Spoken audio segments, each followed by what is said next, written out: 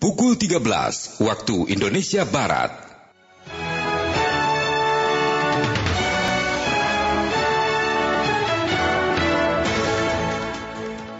Dari Medan Merdeka Barat 45 Jakarta, inilah Radio Republik Indonesia dengan Warta Berita.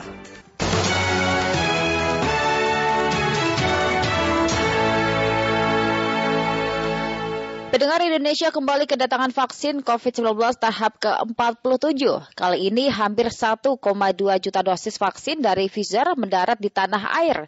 Dalam keterangan pers secara virtual, Wakil Menteri Dante Saxono Harbuwono mengaku optimis target 2,3 juta suntikan dapat tercapai di bulan September 2021.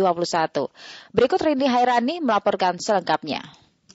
Hari ini kita menerima kedatangan hampir 1,2 juta dosis vaksin dari Pfizer dalam bentuk Indonesia kembali kedatangan sebanyak 1.195.740 dosis resmi vaksin COVID-19 jenis Pfizer melalui Bandara Soekarno-Hatta. Vaksin yang datang di tahap 47 ini menggunakan maskapai Raya Airways nomor penerbangan TH021.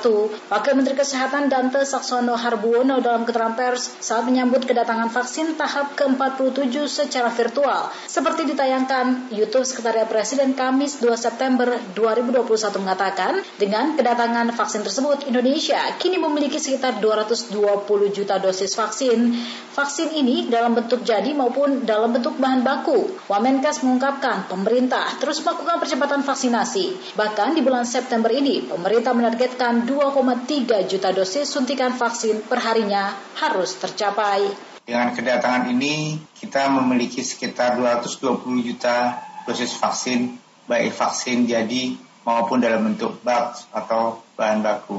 Untuk Pfizer, kita akan mendapatkan kurang lebih 54,6 juta dengan kedatangan yang sudah diterima sekitar 1,5 juta, dan ini adalah kedatangan kedua sebesar 1,2 juta dosis. Jadi percepatan vaksinasi sudah sedemikian rupa sehingga kita makin punya pengalaman untuk melaksanakan vaksinasi ini lebih cepat. Sehingga kita targetkan dalam waktu bulan September ke depan kita bisa mencapai 2,3 juta dosis suntikan per hari. Lebih lanjut, Wamenkes Dante Saxono Harbuwono mengatakan meski Indonesia mengalami akselerasi yang cepat dalam memberikan vaksinasi, namun disiplin penerapan protokol kesehatan harus terus dilakukan. Sementara itu, Kepala Bidang Pengembangan Profesi Perhimpunan Ahli Epidemiologi Indonesia, Mas Dalina Pane, mendukung upaya pemerintah dalam memaksimalkan vaksinasi COVID-19.